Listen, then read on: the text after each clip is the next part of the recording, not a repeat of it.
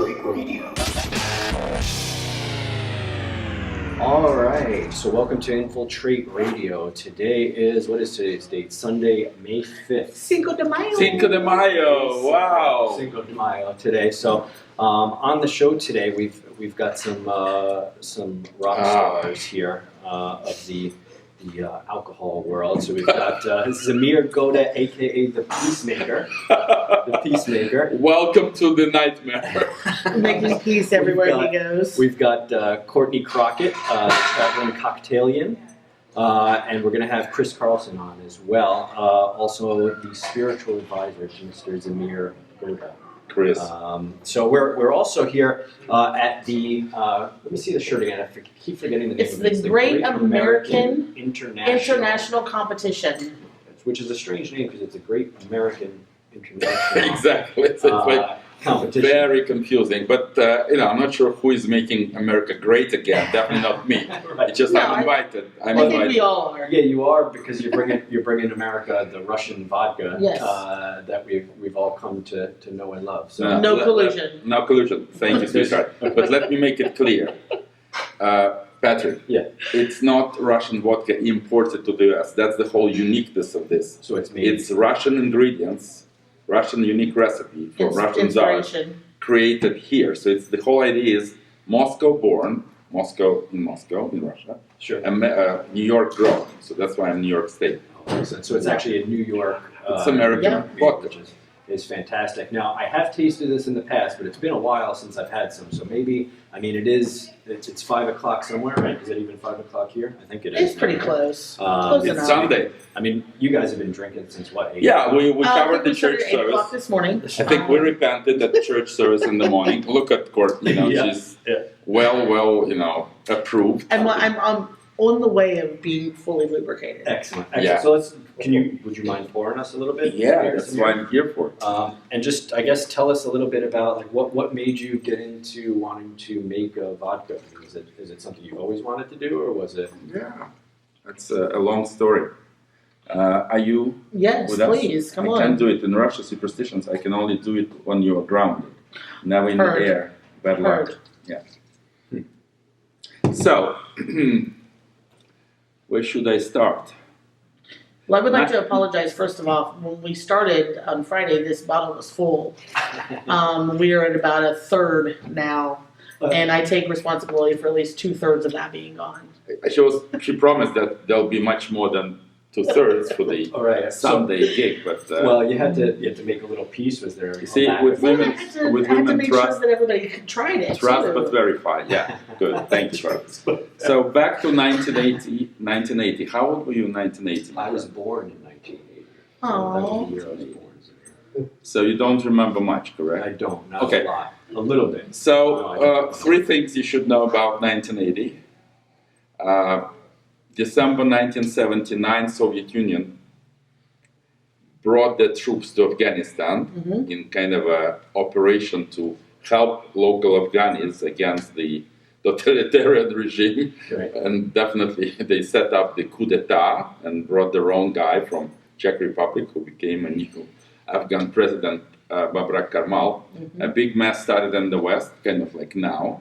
Yep. So I think it was Reagan, probably. Reagan, Or Carter, Reagan was actually was Yeah. elected in 1980. Yeah. But then it was probably Carter before him who 79. kind of said, we will boycott the Moscow Olympics. So the whole thing, started. It coincided with Zamir, the peacemaker, being a 4th-year student at Moscow Teachers Training College, Oh, really? meant to become a teacher of English, to bring peace through knowledge of English, correct? But due to some force majeure situations, like I mentioned, the Soviet government decided to make use of free labor, basically, like students who spoke some good English, as interns to be sent to different developing countries. So 5 friends of mine, including myself, like remember the great movie 12 Friends of what's his name? Like Ocean's 12 Friends? What was the Ocean's 11? Yeah. I mean, Are you talking about the Rat Pack people? no. What's his name? The 12 guy Angry who Men. came up with tequila brand. Chris, what's the movie star? Oh, George Clooney. Yeah, George Clooney. Yeah, What's- George Clooney, yeah, What's the so name of this thing? Ocean's 11. it's Yes, it Ocean's is 11, Yeah. yeah. So Zamir plus 4 friends were selected as top achievers to be sent to different countries. So I ended up in Iraq as translated the hydropower station based in northern Iraq. Have you heard of Kurdistan? I have, Kurdistan. yeah. Yes, oh, of Definitely course. Courtney knows where it is. So I was in the middle of nowhere, basically mountains, donkeys, no women. I mean, there are women, but you cannot look at them. Right? Yeah. Not to be. Was this And- before, was Lipstick this, on was this donkey. prior, was this prior to Saddam Hussein taking That's what over? I'm coming to. Yeah. Exactly. See, the Muse IQ is unlimitedly I'm just a high. history dork, I That's mean. why I'm worried about me. So it was April when I landed in that amazing part of the world where everything was available, unlike Moscow, Russia. Yeah. Food was not always available in Moscow. Yeah. Clothes, chewing gum, no. So for me, that was the first time out of the Iron Curtain. So I was hungry and thirsty for more experience. But it was still communist Soviet Union, so there were always limitations. Where to go, what to do, people keeping an eye on you, reporting on your interaction with locals. There were many foreigners at the same hydropower stations from Germany, Lebanon, Egypt, because the Iraqis were rich, they could afford hiring people from all over the world Yeah. and basically doing nothing, just being there. So, to cut a long story short, the first couple of months were amazing. I bought my first jeans. Pair of I bought my- Levi's. I bought my first chewing gum, which was a problem and What flavor was it? not existing. Mint? It was a Wrigley's orange, I guess. So you something remember like it. Fresh. And I bought my first, do you remember like Walkman? There was like Mm-hmm. kind of Sony Walkman. boom. Yeah, They had just come out around 1980. exactly. Mhm. So I was like cool That was a guy. big, that was a big thing. I was only 22, I guess, or 23. But everything has its happy ending and happy and not very happy. So Saddam Hussein, fuck him, Mhm. unleashed the war on Iran in September 1980. If you remember, in 1979, probably you were born a year after. Yeah. Mhm. The Iranian Shah was ousted, correct? So news will confirm that. And the Islamic clericals took over and started to use, Chris, you could stop, yeah, close the door, please. And they started to use American Phantoms, whom the Shah had bought before, to drop the bombs at peaceful Zamir whereabouts of hydropower station. While you were A there. week after, yeah, the war started. So it was no fun when you just see the planes through the Yeah. big windows of 6th-floor office of Iraqi hydropower station, and the sooner and the quicker you run down to the ground floor, the more chances you are to be alive, right? Right. No fun. So I was a good runner and fast one. I used to play soccer at that time, wanted to be a soccer player, but it didn't work out for technical reasons. So Technical reasons. What are the technical reasons? I'll I tell think you there were later. bombs You being weren't I'll dropped. tell you later. Patience is a virtue, Patrick. Right. Let the Oscar prizes be evacuated Yeah, so, first. yeah, anyone who's listening, we've got some noise going on just because we got the competition. moving Yeah, the some Oscar awards out party is, for some good food. So. Thank you, Christopher.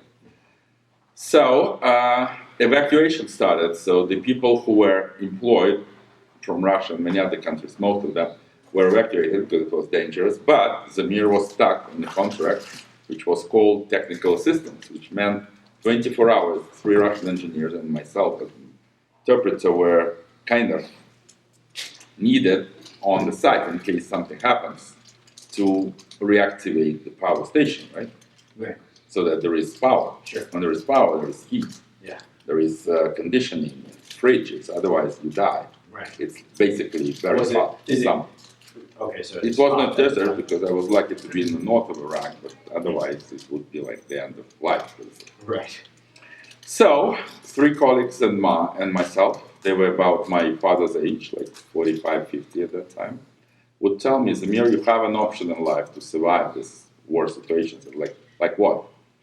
No women, no booze, it's a Muslim country. So Yeah, what do we that's- do? But you are a human being, right? Look into my eyes. Well, I'm So half. The first option was Christopher I'm a bit of to a- fuck a donkey. What do you think Zamir would answer to this option? Yes. The muse, what do you think? I would hope you would say, thanks, but no thanks. Yeah, maybe next time, right? Kind of. Well, maybe Not immediately. If it's dressed up nice. Yeah, to So marry. My question, To marry did you a have local. any lipstick for the donkey? Thank you. To marry a local Kurdish young lady, Yeah. which means then you're allowed to make love, correct? Yeah. Not before. Sure. It's very strict there. I would probably not consider it as an option same way. And the third one was to do the moonshine. To keep your sanity, Yeah. Mhm. right? So that's how I got involved. That's the short answer to the question Of how you on started how making. to make good vodka. Huh. So where were you making it? You were making like Under the bed. Under the bed. Because we were not allowed to do anything, right? Because people were reporting on all I the mean, things. you were distilling it though, right? So how is that? Or you, no, was you it- know a lot, young man. Yeah. So you know they were distilling, Yeah, right? so how? So let me how just give you a crash on earth course, did you do which that? you could repeat tonight and remember Uncle Zamir with best compliments. So what you really need is sugar, Okay. water, Yeast. the better yeast, which my colleagues brought from home because they were expecting force majeure. The Russians are always Yeah. waiting for the worst situation to do the fun things in life. Well, I mean, if you can't make that, at least you can And make charcoal. bread. You could basically use there is like in any pharmacy, the black tablets for your diarrhea. Just, Yeah. filter your stuff. So that's 4 ingredients. So I have a question. When you're talking about that kind of process, I would imagine without the proper equipment, you're essentially doing a fermentation like a beer, right? Exactly. Yeah. So you're creating a beer that you're then filtering over charcoal. It may not be exactly what we have in front of us now because you didn't have Exactly the not. option of distillation. Oh, so it Because I wasn't. didn't have the columns. But you did have enough ingredients to Thank create you. something that would keep you from going insane. That's why Muse is with us. I don't need Muse, who is the model of the world, right? Yeah. She has no brain. This one, delivers the goods, right? If I cannot do it for technical So, reasons. well, this tastes. I think this probably tastes better. The vodka that you just. This one poured is us the that we top made. notch. Tastes much better than. Look at What was I will going say on? I will She's been say around the block for quite some time, right? one of the not to break in, but one of the conversations we had on Friday when we were drinking this vodka was being a bartender and being inundated with numerous products. I mean, which are fine, And the name of the vodka, just for everyone listening too, is Zamir vodka. Because it's a slogan, it's not my name. It's no ego, it's just peacemaker. Zamir means Yeah. I'm Peacemaker. peacemaker. I did hear about that. That Yeah. your mom named you. Right? Yeah. And what is your full name? Is not Yazamir, which is even Yazamir. more Say it again. narcissistic. Yazamir, I am for peace. Yeah. I am for beach, yeah. That's So like there are no mistakes. amazing. Like I said, the reason why there is such a minimal amount left in the bottle is It's not because we're all alcoholics. No, not at all. But we're sitting here and we're drinking this, and as someone who is constantly being fed different spirits and being, attempted to be sold different spirits, one of the things I told Zamir, I was like, in all honesty, this might be the smoothest, most It is approachable vodka I've ever tasted. Super smooth. It's not something you have to mix with anything. No. And I would say that most of the vodkas, including a majority of the major brands that people would recognize on the shelf, I can't drink it just on the rocks Mhm. or just by itself. Just neat. I need to put it with something. And this bottle is gone because all we did was sit at the table We sipped. and sipped this vodka throughout the evening. I can show you. So what typically sipping too is. with straight out of the bottle. Just straight Did out you- of the bottle. So I had a friend when I was younger. She was Russian, and I used to drink with her father all the time, older guy, and he always used to have caviar with him. Of He had course. some pickles and some sort of like a rye bread. Is that typical like Russian, like what you do with We were I'm discussing. really glad that you're getting to this We one. were discussing the fusion, so that's talk how we connected actually with the muse, not just for the fun of it. So one of the big missions I envisage for the end of the year is to complete my autobiography book, urged by Anthony Bourdain 6 years ago. Yeah. So And I'm like 10 months pregnant, so I really need to deliver. For those people that don't know, so Zamir was kind of a regular guest on No Reservation. More like a travel companion. Yeah, on Anthony Bourdain show. And you were you a producer too? I was film producer when he was in Russia and Europe, Okay. both on camera and field producer, right? Yeah. When in the US, I was only on camera talent, as we call it. Gotcha. So like when you were over there, you were basically like making things happen when you couldn't get shit to happen. Because I knew what he wanted to do, right? Yeah. Unlike many other people. Yeah. And did you do an episode in Russia? Mm-hmm. Three times. 3 of them. Mm-hmm. And so when you're filming in Russia, are there things that You really want to know? I do want to know? Okay. I know, So we had dinner with someone who was an opposition leader in February 2014. Yes, And please, yeah. I mean, please.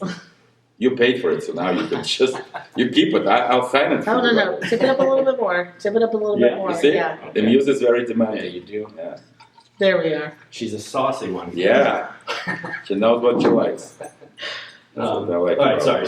So yeah, there were some. Yeah, so we had dinner with Boris Nemtsov, and he was very open and articulate about corruption and all the bad stuff happening under Putin on the eve of the Olympics.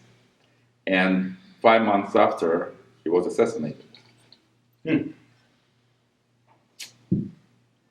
Everyone take a pause. That Yeah. that was a real thing. So you that just happened. think about, in memory of Boris, we don't chin when we remember Yeah. someone.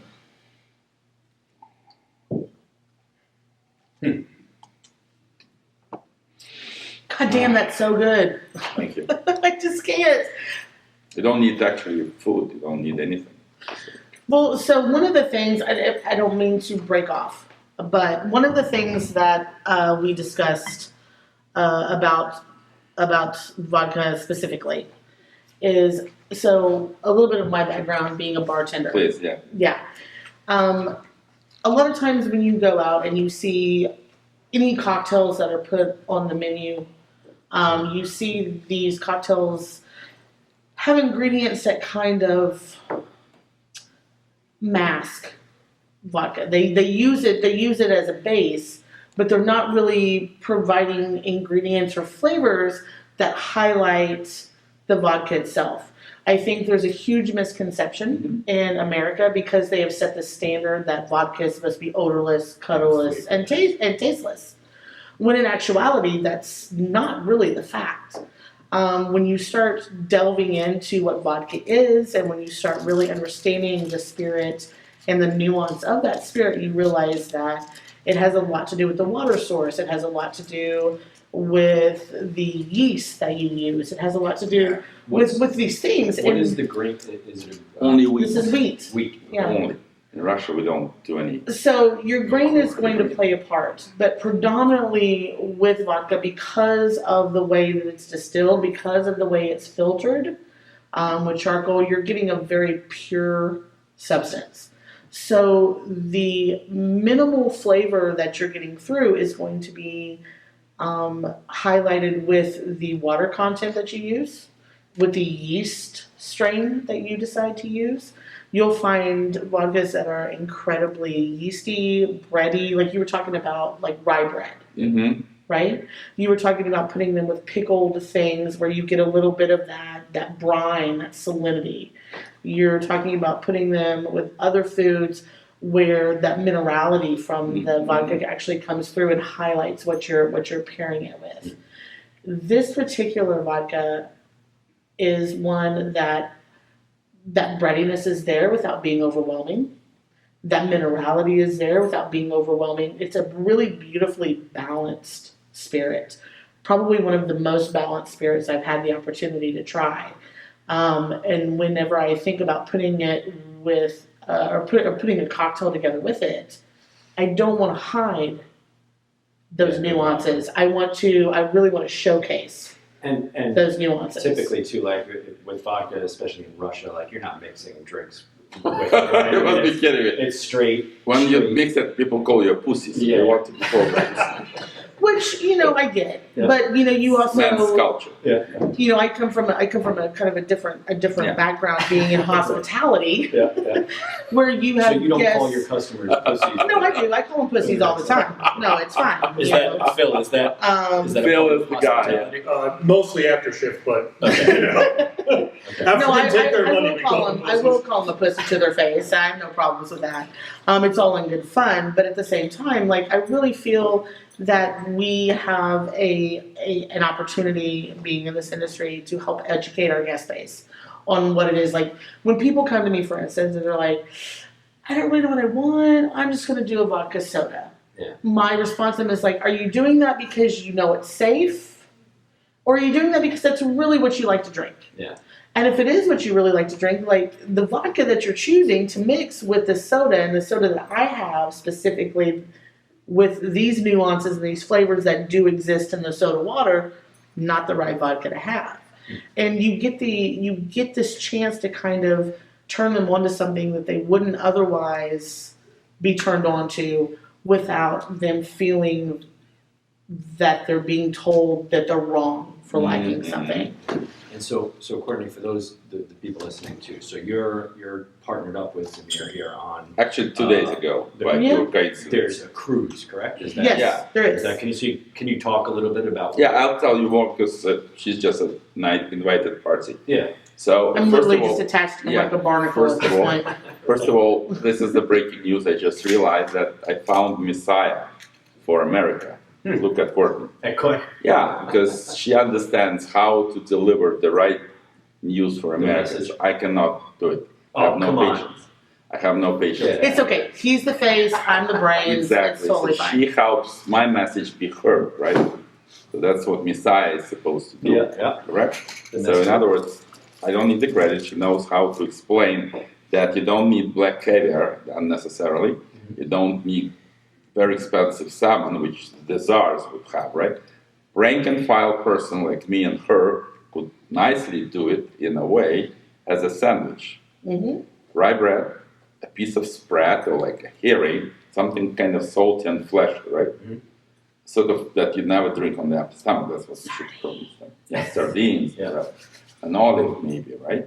So first you have some food, because the food dilutes the alcohol. Sure. The more fatty, the less alcohol goes into your blood, correct? So that's another story. So we normally do dinners. That's what I'm thinking we might also do on the cruise. For the moment, we have an arrangement with the cruise people that according to the amount of people in my group who buy this package, there'll be X amount of cases bought, right? The more cases. So from this standpoint, we only have a deal for the moment that the minimum, absolute minimum, is an event which is called like tasting Zamir vodka with Zamir and appetizers and So are you going to be on? and cocktails. Cocktail, Yeah, food that's pairing. You're what- going to be on the cruise. of course. All right. That's the whole point. And the cruise is not accidental.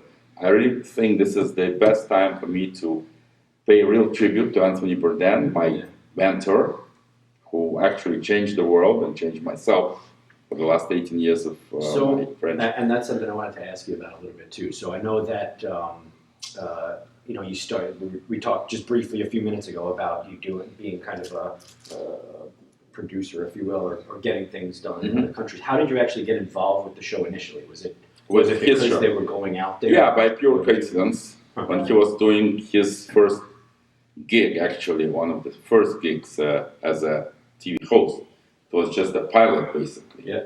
New York Times, his friends, camera people who pushed him to do this kind of a pilot, and it was Food Network who liked that pilot, and it was his show at that time called Cook's Tour. Not many people Yeah, remember. Cook's Tour. Yep.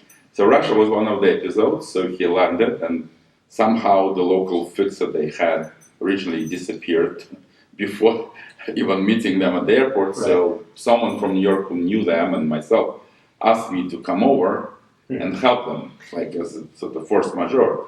I didn't know who he was. I didn't know what really will need to be done. Well, he wasn't at the. He wasn't No, at it was the- just Kitchen Confidential. The first time hit the sort of the bookshelves, and that's how his name was known to some of the foodies, but not in Russia at all. Yeah. So once we met, broke the ice with the same vodka, not this one, but Russian standard probably at that night, and he openly told me, like, confidentially saying, Zamir, I'm not very comfortable to be on camera, especially in a country where people don't understand English, so how would I communicate? I said, I don't know. Yeah. It was not my mission. I was supposed to set it up. Access here, meet these people, get the recipe at home, dinner, whatever. But how about you step from behind camera into the being my co-host? I said, okay, that's how it started. So that's amazing. So and I know from watching the show, I mean, I've watched a good amount of them. You're very good on camera. I mean, you've got a personality, which is. And it helps people like Tony because I mean you have to think about indicatively. Yeah, you know, in this industry, you have two kinds of people. Yeah. You have the people who are front of the house, the bartenders like myself, who are there to entertain and help to provide hospitality, and then you have your back of the house, and they prefer to be out of that limelight. They don't want people talking to them and asking them questions. I own a bar and I own a restaurant. I've worked in restaurants my entire life, so I'm in the same kind of situation. I always love the back of the house. I mean, even in my own place, I like to be in the kitchen sometimes more than I like to be up front. But as the owner, I got to be the face of it. Of course. So that's what struck me about Tony too, is that he did have a personality. He was very introspective, very like reserved. Reserved, I think would be very. But I would say there is like the people like myself who are more like extroverts. He was an introvert. An introvert, so that's how we connected. But for someone that was like that, I mean, the way he looked at the world was so impactful, and I think that's why that show kind of spoke to people so much, Yeah. So as you were filming the show, I mean, you obviously kind of became friends with him too, right? As it went on, so you talk. He seems like a lot of my friends. Yeah. So I knew a lot of heroin addicts. I still know, unfortunately. There's sadly, that have that addictive personality, alcoholics, etc. Sadly, it is rampant in our industry. Yeah. One of the things we spoke about at length was I'm really happy that we're getting to a point now where we can openly discuss addiction, where we can openly discuss discrimination, sexual assault, things like that. Like these are things that have always taken place, but have not necessarily been spoken about. And I think for instance, the year that Tony died was such a huge loss to our community, but we also had 3 other people with like very prominent within our community who took their lives that year. Yeah. And I think that was kind of that time where we all stood up as a community and we're like, enough is enough. Like we have to stop this. What I find interesting too is that the people that I think there's a loneliness to finding beauty in the mundane, which he kind of did. Just going, having a drink or whatever, enjoying these countries that sometimes are a little rough around the edges and finding the beauty in there. I think there's a loneliness in that that you feel when you're there and you feel like you're the only one that kind of sees that, which is maybe what I don't know him obviously personally, but which I think that a lot of chefs tend to have that with food. It's this mundane thing we all have to eat, and you create this beautiful meal, and someone else eats it and enjoying them enjoying your food, or same with the cocktails. It's an artistic expression, and just like with any artistic expression, you have these individuals who see things from a perspective that maybe not everybody can understand, but they at times will support and will help to elevate. But I think all of us, regardless of how extroverted or how introverted, like you were talking about back in the house, like I'm a very outgoing human being. I love mopping. And there would be times where there'd be an open availability for bar back, and I'm like, I want to just stay back here and polish glassware all night. Like I will do that because there's something so calming about. Did you ever work in a restaurant? No. No. So But I know what it's about. I mean, from his point of view, from some of my friends who own it. Don't be in dish. Like legitimately, like there'll be nights where I'm just like, I can't make the connection. Let me put my earbuds in, throw me in dish, I'll make sure that everything's clean. I just can't, regardless of how outgoing you are, like we have to make sure that we understand that there is this wrong with that. I think that in our industry, people expect us to live up to this expectation and be this person, be this celebrity or this personality. There's something I had a conversation a while back about the need for me to be the entertainer in the situation. And I think that happens a lot, and a lot of people that are in the restaurant industry or in the hospitality field kind of have that, where they want to entertain, they want to make sure everyone around them is happy. And there's something. We create something the to environment. that We create the experience. And I look at it very much. Anytime we come in, I'm like, this is your stage, and you get to set the tone of what that stage looks like. And it's amazing to be able to get up on your stage and create this experience. So Zamir, you said that kind of the cruise and the vodka and what have you is kind of a tribute, right? Yeah. So I mean, if you were to say something about Tony to the world, wait till the book is released. I don't want is that the last line of the book that I just asked about? Yeah, it repeats like 9 chapters. You guys don't get anything for free. Buy the book. Right. Yeah, Patrick, I'll sign it for you. Okay, You perfect. need to buy it. Yeah, I'll pay for the book and. It's no free ride in my country. I'm joking. So I just don't want people to talk about it. And now, are you? See, you pay, so Chris delivers. Look at you. You don't want And to how did feel he? like you are under. How did he know? Chris has got the same shirt. Yeah, because As you. and Chris, would you mind showing what you sent So his to shirt- Anthony Bourdain via me the first time you approached me in Buffalo Okay. about So 8 what is years this? ago? It was a very serious thing. He gave me one and said, bring one to Anthony. Yeah. And So just- what people don't know that I'm holding here, and I guess you could see it on the camera, is it's a monkey riding a giant cock. Yeah, that's what I call a free ride. Yeah. That's what I call a Tuesday. Is that? Ruby Tuesday, yeah, I think that's. So where did you happen to find that, Chris? Very friends of mine. Chris is notorious with the odd community. That's why he's my spiritual advisor. Excellent. So I don't like normal people. Yeah. Like not Yeah, interested. it's made from melted down rifle brass cartridges from Sean Opium Armies in the Golden Can Triangle. you say that? Wait. Speak a little closer into the mic. You said it's melted down what?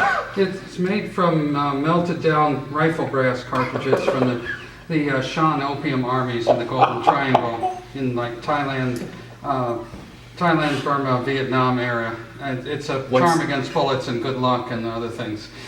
Huh.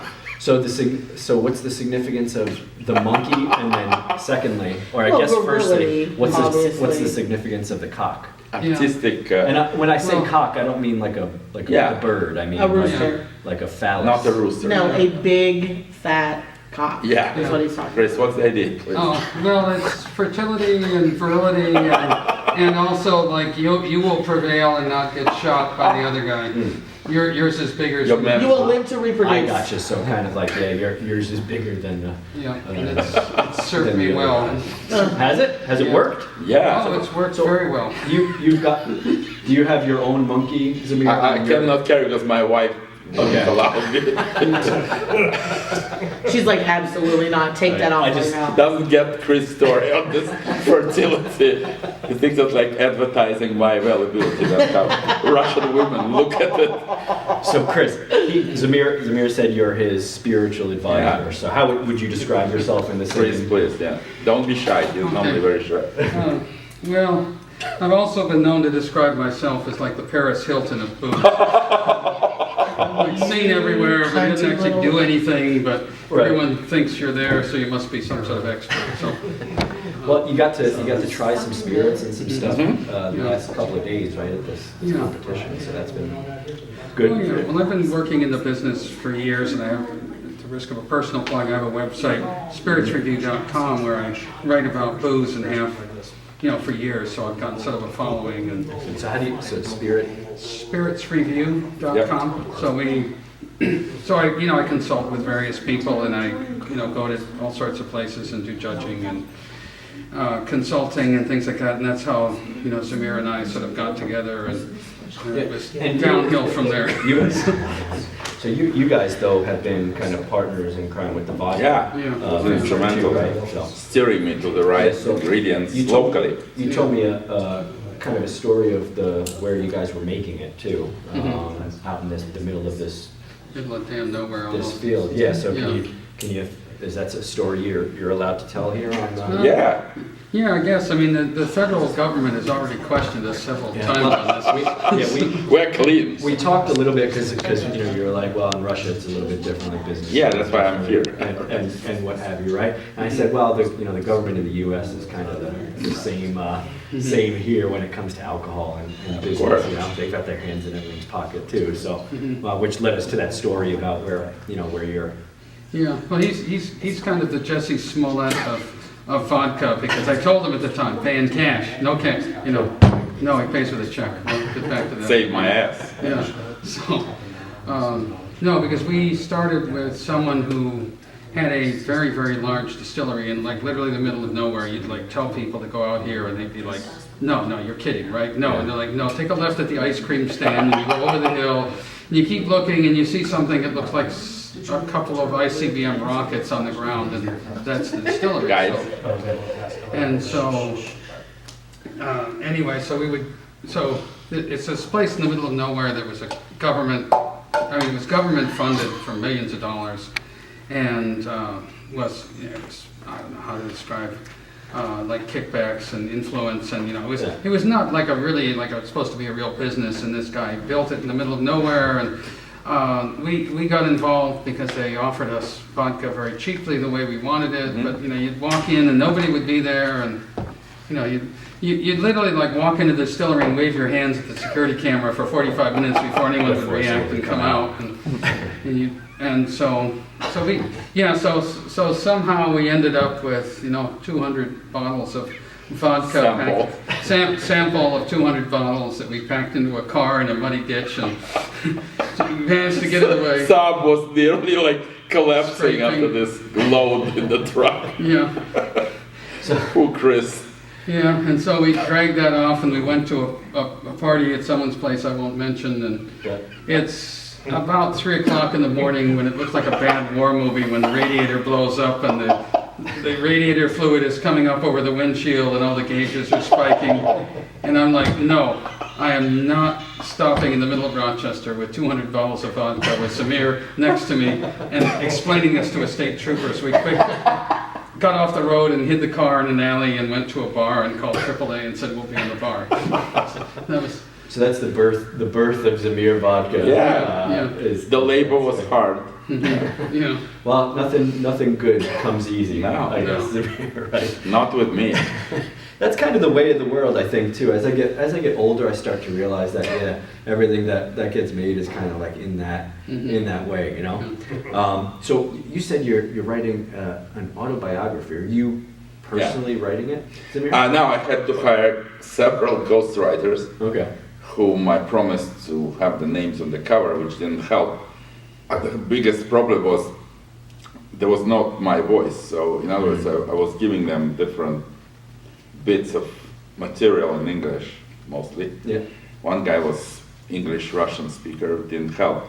So in other words, at the end of the day, when we were doing like several chapters, I couldn't recognize my voice. So why should I deliver something which is not really Zamir's voice? So with the last guy, I hope, in Moscow, he's an American rock musician, ended up, fell in love, It seems that he's getting closer and closer, but we are still like having different struggles, mentality-wise. Sure. He thinks it should be this way, I think it should be my way, so that's where the creative egos clash. But hopefully the summer will accomplish. And is the story of the birth of Zamir vodka Yeah, part partly. of Yeah. that book? So that story really kind of hit home to me. Like starting a business is kind of like that car just breaking down in the middle of nowhere, the radiator, smoking vodka in the trunk. Like that's so many moments in starting up a business is kind of like that, It actually went downhill from there.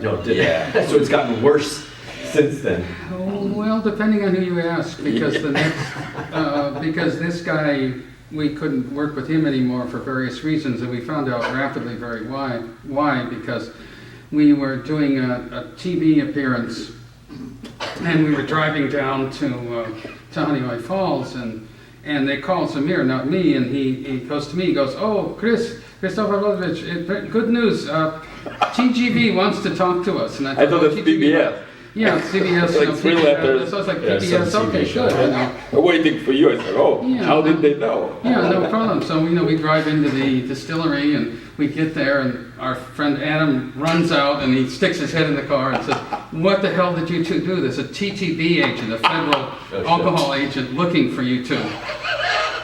And so I'm like, I'm sitting there doing the math going, okay, I don't have my extra passport with me. I don't want to live in Venezuela because I'm friends with the people who make rum in Venezuela who have a special apprentice program for murderers and serious felons to become rum distillers. And I thought, this was not my idea of what I'm spending the afternoon. So I thought, well, I'm just going to go in here and see what happens. And so we walk in, and it looks like Agent Smith from The Matrix. I kid you not. He's got the suit. He's taken over the distiller's office. He's got the sunglasses on, and he slowly opens the folder and says, "Can you help us with our inquiries? Can you explain this?" And then he holds up Zamir's check in an evidence bag. Like, why did you pay? What did you do with these people? I said, I ordered legally, officially, my samples. Chris Carlson was my attorney, kind of bodyguard, driver, masseur, everything. He can explain in bad English, so luckily Chris got it to the beach. So Zamir gets up and leaves as soon as the evidence bag comes out. Yeah. You talk to him. So what did you end up saying? Did you say it's just a big misunderstanding? I just said, well, they told us they didn't need any more money and we didn't need to pay taxes, and I didn't think it didn't sound quite right to me, but he's the distiller, so I deferred to his judgment, and so we had a sort of a long conversation and found out all sorts of things about the distilling operation there that were just frightening, and then. I like the part, you may not appreciate me saying this though, I like the part when I came out, because then the agent and I came out and we were both kind of laughing a little bit, and Zamir goes up to him and goes, "How did you find me?" And this guy's still in his Agent Smith mode. He's like, draws up to his full height and looks down through his sunglasses and just says, "We're the government." Like, don't mess with us. He was driving from Philadelphia, so you can imagine the funny of all this he drove up from to meet Philadelphia us. that morning just to intercept him. So it shows when they care. That's unbelievable. So I'm hoping now though that you guys you're distilling somewhere clean. A little different. Yeah. Did you go back to the original distilling facility and it was just vacant? There was just no one there anymore. Or Yeah. crickets and So, Yeah. Oh yeah. No, it's nobody's there anymore. some little old lady like, "I have no idea what you're talking about. We don't distill anything here." Yeah, exactly. No, they're like a milk production facility or something. No. Like a ramp. No. Right. We don't know anything. We Right. never heard anything about this. Chemical weapons. No. Milk for infants. So something else, Amir, you brought up earlier too that I think I wanted to kind of touch base on too. I know that you were talking about a documentary of Yes. some sort on is it Anthony Bourdain's? well, that you wanted to do, or was indirectly, it- a friend of mine in Buffalo, well-established director of photography, Stephen Powell, who is freelance doing a lot of stuff for PBS and CBS and ABC and many other networks, history. He approached me by saying, at one of the events in Buffalo, actually, end of September, when I did fundraising for suicide prevention Erie County Suicide Prevention Foundation with the vodka cocktails, and Coulter Bay owner was eager to help with all this process as fan of the show. So Steven was there and said, Zamir, how about trying to do a documentary, which would be a pitch for a TV series, about Tony's legacy and how you can try and continue, like show must go on kind of things. Discover or rediscover America or the world through his eyes, meaning like, what did I learn and how do I apply it now? By going to either similar cities, countries, or different, sit down with people, eat, drink, talk about life, and figure out what legacy of Tony, what did they learn? Why do you like them and what do they remember about? Yeah. So that's what we started in October. We just filmed in Russia as my background story, Motherland, and planning to continue in Buffalo this week again, and then Arizona, Mexico to see America today. Like the walls might be back, the walls which were broken in Europe and in my country now, America is sort of stepping into the same muddy waters. Yeah. So let me ask you this. So I've never been to Russia. I'm sure some of the people listening to the podcast have never been to Russia. So maybe I guess you can shed a little light too on what I guess some misconceptions would be about Russia, and maybe what would you say is like some of the most beautiful things that you want to share about Russia that maybe if Americans were going to visit there, right? What should they go see? Well, what should they do? With all my love to Russian people, mainstream people, who are very hospitable, fun foodies and drinkers, at the same time they're a little bit, put it mildly, impregnated by the ex-socialism, communism ideas and stuff, and most of them still live in that dream world. Like of communism? Like they're still some of them, the older generation, not the younger ones, but the older ones. So for them, Putin is someone they need, like a man with a 9 feet, like a 9 rod or something, like a shepherd, and allow him to do what he wants to do without any control or any real interaction between the civil society, which doesn't exist. So that's what worries me, because any totalitarian leader, and Putin's been there for 19 years, not too many things done properly, can hardly be the one to give freedom of choice to the country, right? Freedom of speech, freedom of consciousness. Do you think he's trying to kind of bring back a little bit of like Stalin's like? It's been happening for the last several years, especially after Crimea, 2014. Yeah. And all the sanctions and like alienation between the East and the West. So we're going back into the USSR, East versus West, unfortunately. I think he's an interesting character because he knows the world stage, how the world sees Russia, and so I think he knows what he's doing. He's very intelligent, right?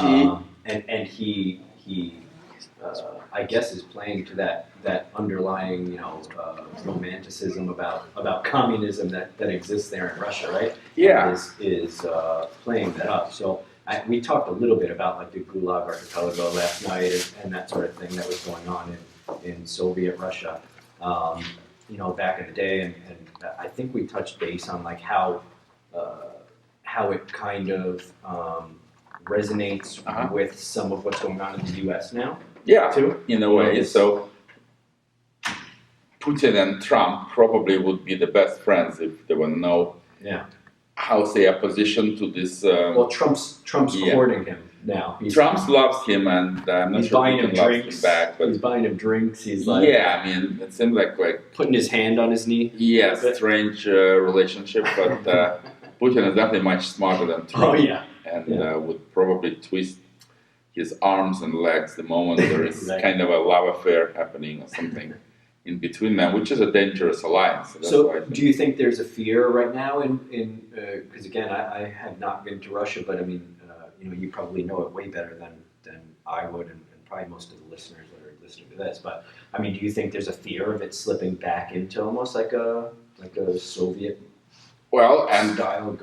Look at yourself, look at America. I'm sure you find some similarities when Trump doesn't allow certain journalists to be invited for press parties or press releases. He won't let them question him on specific topics. he wants to do like Putin is doing, right? And Putin makes it very clearly: don't ask about this, like don't ask, don't tell. Only ask about the positivity of what's going on, and never question the negative part of the state misfunctioning. Yeah, and I think too. I mean, there's two sides of the coin in America too, because you have the Republican side of it, which is the Trumpian mantra of that, you know, that part of it, the totalitarianism version of it. But then you also have the socialism side on the liberal or the left side of the house, where it's like, okay, well, let the government have more power over you know, healthcare, or have the government you know, do like a universal basic income. And I think what ends up happening with that is there's a non-nuanced understanding of how human beings work, right? Because yes, it's a great idea. Communism is a great idea. You know, everything's going to be equal. Everyone's going to be happy. There's this utopia out there, but the way that it works when it's actually implemented is way different than you know, what the dream is about it. You know? Yeah, like any utopia, it doesn't really have any chances for fruition. And part of the Gulag Archipelago, and I read that I don't know, a few months ago. What was impactful to me was you know, the individual's part in that. You know, the willingness to go along with it. Okay, well, you know, in order for the better good, we've got to all just get in line and let you know, let the utopia happen, and eventually everything will be good. And you know, that other guy, he's the one that's causing me to be not successful. I just the whole social experiment that played out there in the Soviet Union is super interesting to me. So well, it failed, so I don't want to spend time on something which doesn't work. But if you look at yourself once again, the way I look at it as an outsider, as an alien, legal alien. So in Russia, we don't have middle class because the state is kind of afraid that once people make their own money, or entrepreneurs have their own businesses, they don't depend on the state. That's what is the fear factor for Putin. He wants to have them on the radar screen, meaning that once you're poor, you will always like stay on your force waiting for the bone from your master. You won't criticize the master, right? He doesn't need that shit. Same way, look at US. Less and less among my friends, people who used to be strong middle class, now going a little bit down the line, money-wise, and unfortunately that destructs the system of checks and balances. The way I look on three different power structures control the president. You know, like in Russia, unfortunately, it doesn't work. The court system is totally under the president's administration. That's definitely so there is a direct line saying, okay, this guy should be given like 10 years imprisonment, no matter what his attorney thinks. In other words, it's bad. So something else I guess I wanted to touch base on, and I know this is, I don't necessarily want to ask you this. So did you have a lot of contact with Tony before, like that year? You mean the last year? Yeah. Like, was there anything that you know of that was kind of like he was struggling with something? No, I didn't have regular contacts. We were in touch on emails primarily, and I sent him the last email like June 1st when I actually was in Buffalo and loved the. It was not Singapore. It was like one of the Asian episodes when actually ICR Jansi was directing, and the very famous cameraman he liked from feature films was invited as, you know, DOP, and that was probably one of the best shows. So he answered like in a very positive way, like, yeah, you know, thank you for kind of sending. Yeah, that's what I heard too. Like so that was basically a week before, you know, things collapsed. Interesting. So like. I think with depression too, it kind of happens like that, where there's these things, you know, like you're positive women, and there's these big fluctuations in your emotional state. Being, you know, ex-addict, ex-alcoholic, things could definitely come back, unfortunately. Yeah. Well, it's a big loss, you know. It's a huge loss for all of us. Zamir, I really appreciate you being on the show. Well, The vodka has been delicious, and I feel like we're going to continue drinking this now. yeah, I mean, that's the whole idea, but there is no hangover in the morning, so Monday. None? This is guaranteed. So That's why my name is there. Zamir's guarantee you will not have a hangover if Well, you drink the first an entire bottle sample, when it was done, I drank it with my wife And you're- to test ourselves. Nothing happened next morning. All right. Nothing bad. Only good things in the morning. At least you remember what you were doing. Excellent. Well, I really appreciate you being on the show. Every one of my listeners here appreciate you being on the show, and I'm sure this won't be the last time we interact. I mean, and I want to send a formal apology to all my listeners here. Last night, it was a long day of drinking, and I accidentally spilled some wine on you. And Oh, I yeah, want to send a actually. formal apology. I bought you some desserts, I know. Yeah, that helped a lot, so have no scruples of But I course. spilled some wine, and I'll say on the record, if you need some dry cleaning, I'm good. I've got it covered. No, that's all of my life. I've been And getting the worst of possibilities, and I'm used to that. and everyone that's out there, so I know there's a number of spots out in Buffalo and around the world that are selling your vodka here. Yeah. At this point, since I'm like one-man band and I can't afford any big marketing, actually any campaign on marketing, I In just New York do City, it. I'm sure it's available, right? No, not in New York City because it's toughest market to get into for a small and limited batch producer like myself. Mhm. So for the moment, it's available in basically this Sturfabine, Buffalo, Rochester, Albany, Syracuse. Excellent. More in Texas pockets like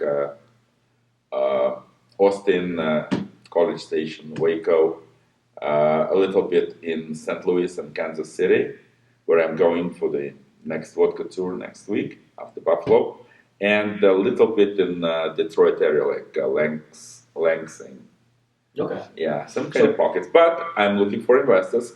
Hello, guys. So if you have like some cash. money in the bank and you don't know what to do with them, I will explain how we could intoxicate the bad people and make love and happiness for those who deserve it with the help of that simple product. Excellent. Well, I wish you the best of luck. And any websites, things you want to just pimp out there that. Well, most of the information about the Vodka Geeks available at zamirvodka.com and the appearances page. Same as information on the cruise line for this October.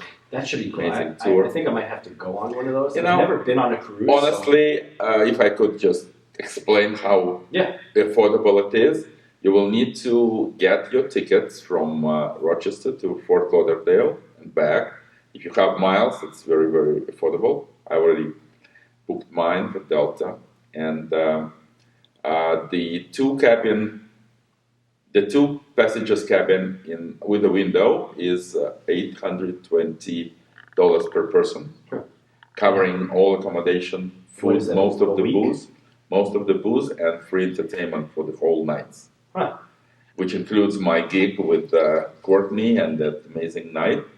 We're also working with Chris on the cultural one-day program in Havana because he has been there, knows some good spots for I've never been to Havana. rum, cigars, indulgence. You will see the Russian restaurant there. So the Soviet Union was very actively involved, as I remember, in Cuba, Caribbean crisis. So it would be more like Cold War reconstructions with the help of very modern type of restaurants, bars, and very interesting places.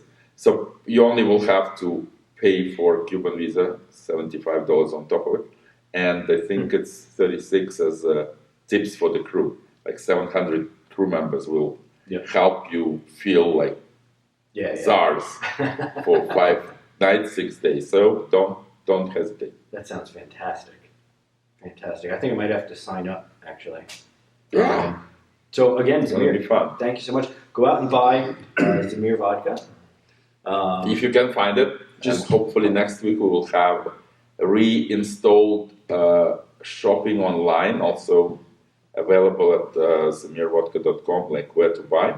Shop online, and hopefully next week you'll have an option to buy it if you don't live in the states I mentioned. Yeah, I think that's probably a great business Yeah, it gives idea. people 'Cause- a chance to try something. yeah, I mean, if you could just order it online, I'd do everything online. If I Might be a bit too expensive because of the delivery, but yeah, it is what it is. It's worth the price on it. So, Zamir, thank you so much again, man, for Patrick, being on the thank show. you I for really appreciate it. finding Thanks time to do for it. spending the last couple of days with me. I mean, it's been Yeah. drunk, and I don't know if we'll remember. No, I'm like jet lagging, so that's why I'm 50% a of little, it.